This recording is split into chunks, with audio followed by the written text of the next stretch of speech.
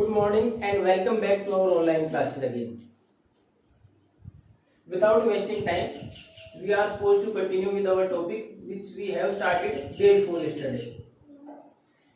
That is our second lesson of history, New Kings and Kingdoms. नए राजा और राज्य, नए राज्यों का बनना. अब हमने जब इस लेसन की शुरुआत की थी तो हमने देखा था किस प्रकार नए राज्य बने थे. In the beginning vast empires were there, बड़े साम्राज्य थे. When they didn't get proper hold over their territories, जब उन राजाओं का पूरा नियंत्रण नहीं रहा, स्मॉल किंगडम्स राइज, तो नए राज्य बने. और कौन थे?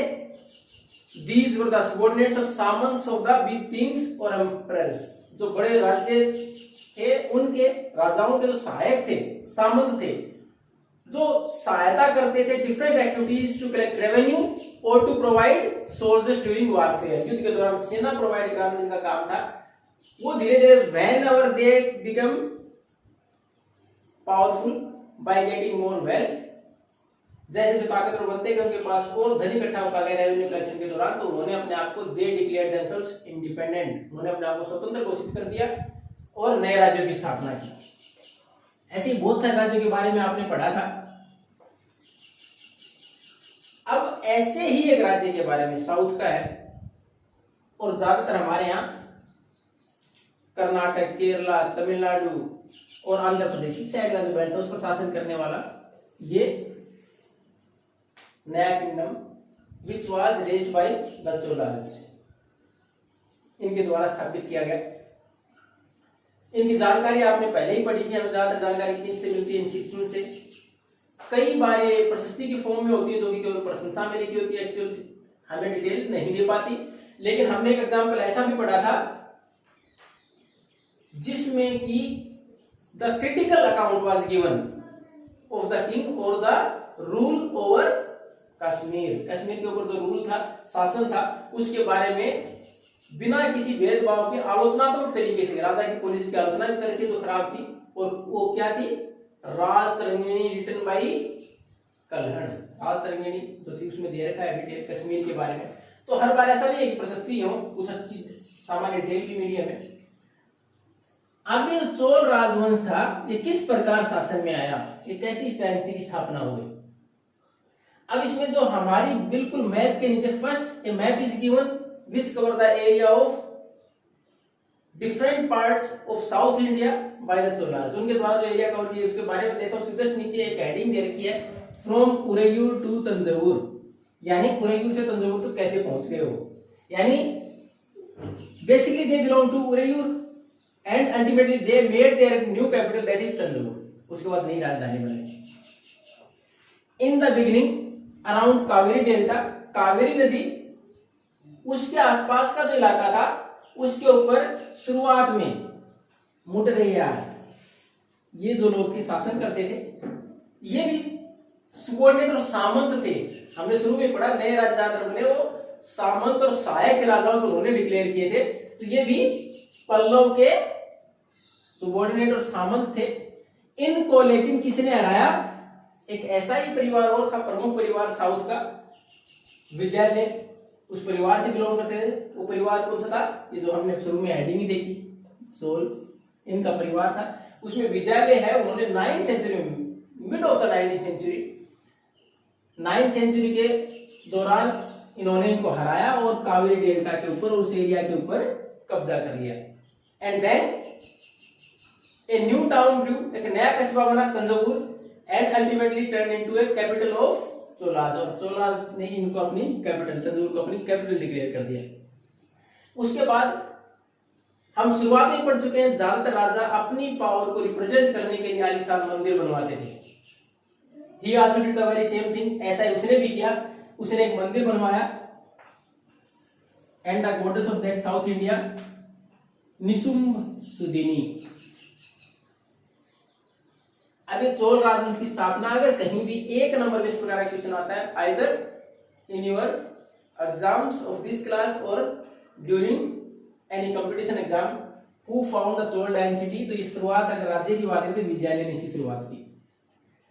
एंड द फेमस और most powerful king which was considered for this dynasty is Raje Raza first. तो राजे रजा फर्स्ट इसके सबसे महत्वपूर्ण और मजबूत शासक थे, जो कि 985 में शासन में आए थे।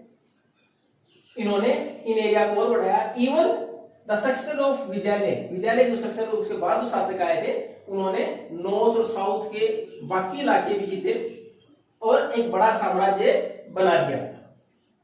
और जो नॉर्थ साउथ के बाकी इलाके किसी कब्जे में थे, पांड्याज थे, या आपने मैं पहले बड़ा पल्लव सेन के शासन थे, उनसे इनको छीन के और नए राज्य की, बड़े राज्य की स्थापना कर दी गई। राजा फर्स्ट है, इसने अपने प्रशासन को और मजबूत किया and even reorganise the administration, प्रशासन को दोबारा इसने संगठित किया नए तरीके से, ताकि प्रशासन को और ज्यादा प्रभावी बनाया जा सके। उसके बाद जो इनके लड़के थे राजेंद्र फर्स्ट, उन्होंने भारत से बाहर भी शासन, साउथ एशिया, श्रीलंका, वहां तक शासन, और उसके साथ साथ टुवर्ड्स द ईस्ट, थोड़ा सा और ऊपर ईस्ट की तरफ भी गए, और वो कौन सा, up to the delta of Ganga और गंगा वैली, गंगा नदी तक। और गंगा नदी तक के इलाके पर जीत हासिल करने के बाद इन्होंने उस जगह का नाम भी क्या रखा था, गंगईकोंडा चोलापुरम। तो क्या नाम, इसमें आपने बुक में नहीं देखा वो नाम क्यों पड़ा, नाम जरूर दे रखा, लेकिन ये नहीं दे रखा how it was given this name, ये नेम दिया कैसे गया।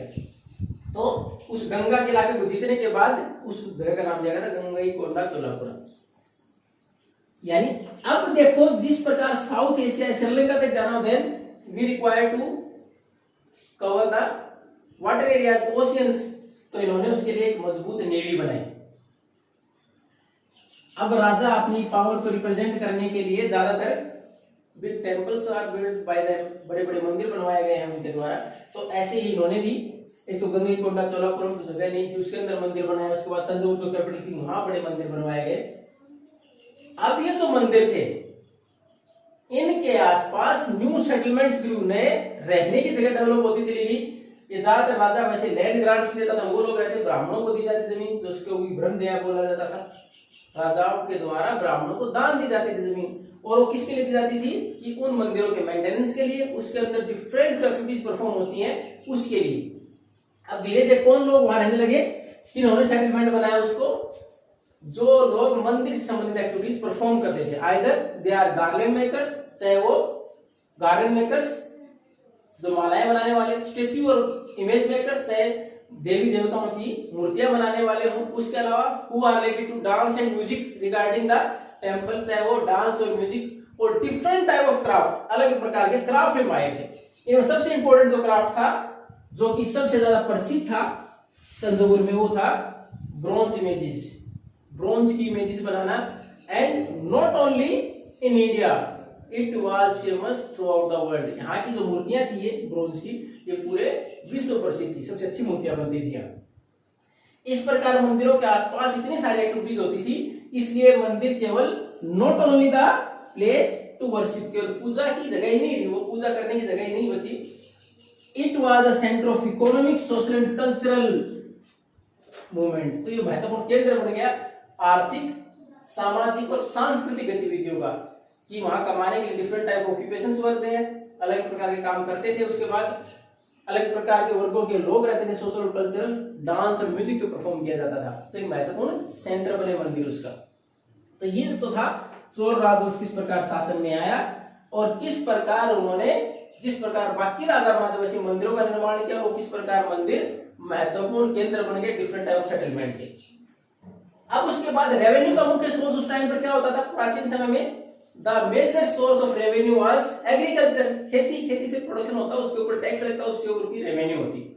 तो इन्होंने खेती के इंप्रूवमेंट के लिए बहुत काम किया।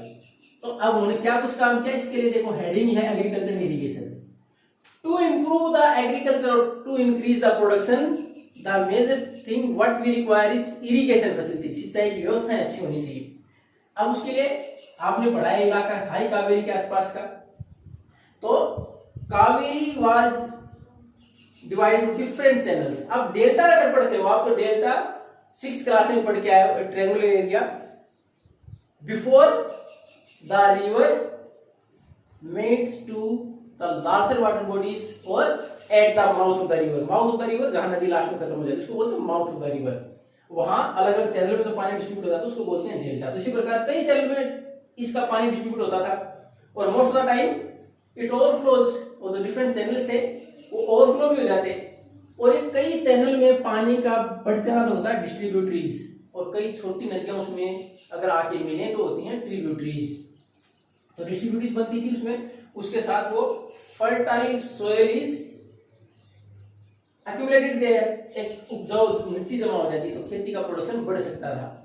अब दूसरा सोर्स ही तो चलो नेचुरल है, उसके द्वारा गया, लेकिन अगर हमें प्रोडक्शन को और बढ़ाना है तो then for irrigation canals were made, नहरें बनाई गई, वेल्स कुएं बनाए गए, टैंक तालाब, छोटे तालाब बनाए गए ताकि सिंचाई व्यवस्था को और बढ़ाया जा सके। एंड इट रिक्वायर्स, इसके लिए जरूरत क्या थी, ए प्रॉपर प्लानिंग, एक अच्छी प्लानिंग की जरूरत थी। उस प्लानिंग में क्या शामिल था, how the resources were used, संसाधन हमारे पास उनका इस्तेमाल कैसे करें, द लेबर्स रिक्वायर्ड, किस प्रकार को कितने मजदूर चाहिए, then after the maintenance work, आगे मेंटेनेंस किस प्रकार का होगा, and to whom the water will be provided, किसको पानी प्रोवाइड कराया जाएगा, कहां तक पानी प्रोवाइड कराया जाएगा। इसके अंदर राजाओं ने भी अपनी तरफ से प्लानिंग को इंप्लीमेंट किया, as well as they got the support of peasants, जो किसानों का सहयोग भी उनको मिला इस सारी व्यवस्था के अंदर। तो इस प्रकार उन्होंने खेती के लिए काफी कुछ प्रयास किया प्रोडक्शन को बढ़ाने के लिए।